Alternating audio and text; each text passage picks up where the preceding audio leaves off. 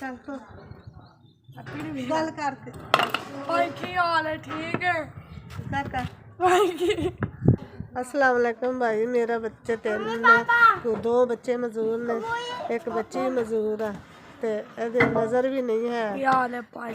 ते बस उंगल फट के तुर लेंदा कोई नहीं। बड़े हालात इस तरह दे होए ने। खावन मेरा दिहाड़ीदार है, मजदूर है। जे राशन पानी लग जाए तो ਤੁਹਾਡੀ ਮਿਹਰਬਾਨੀ। ਸਾਡੇ ਘਰ ਨਾ ਘਿਓ ਨਾ ਪੱਤੀ ਨਾ ਖੰਡ ਨਾ ਚੀਨੀ ਹੈ ਤੇ ਬੱਚਿਆਂ ਦੇ ਕੱਪੜੇ ਵੀ ਨਹੀਂ ਖਰੀਦ ਸਕਦੇ। आप आटे कपड़े ਤੁਹਾਡੀ ਮਿਹਰਬਾਨੀ। ਆ ਵੇਖ ਲਓ ਬੱਚਾ ਮੇਰਾ ਮਜ਼ਦੂਰ ਹੈ। ਚੱਲ चाचू मेरे कपड़े पाटे ने। ਨਹੀਂ ਈਦ ਆਈ ਹੈ, ईद आई है, ਮੈਨੂੰ ਕੱਪੜੇ ਲੈ ਕੇ ਦੋ। कपड़े ला दो। जिन्हें मैंने 1000 दिता, 15,000 दिता, शाला जिंदा रह। अच्छा चल ईद ते कपड़े लवांगा, एक वाजा लवांगा ते ਤੁਹਾਨੂੰ ਯਾਦ ਕਰਾਂਗਾ। तानू याद करांगा। ਹਾਂ ਸੋਹਣੇ ਸੋਹਣੇ ਸ਼ੈਵਾ ਲਵਾਂਗਾ। सोने सोने शामा लवांगा। ए मामा तू तो ना ਤੇ ਤੁਹਾਡੇ ਲਈ ਦੁਆ ਕਰਾਂਗਾ। तांडे लिए दुआ करांगा।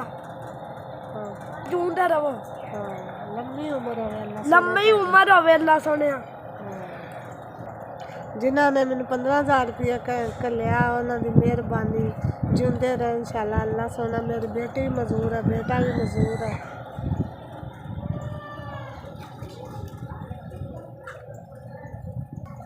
सौदा लवांगी, जुतियाँ कपड़े लवांगी। दवा तो सवा होर मैं कुछ नहीं आ सकती। अल्लाह सोना तंदुरुस्ती दे। चल अल्लाह सोने जमते रहन, जिंदे रहो अल्लाह सोना। जिंदे रहो अल्लाह सोने। तानू किसे किसे छोड़ ना होवे किसे शहर।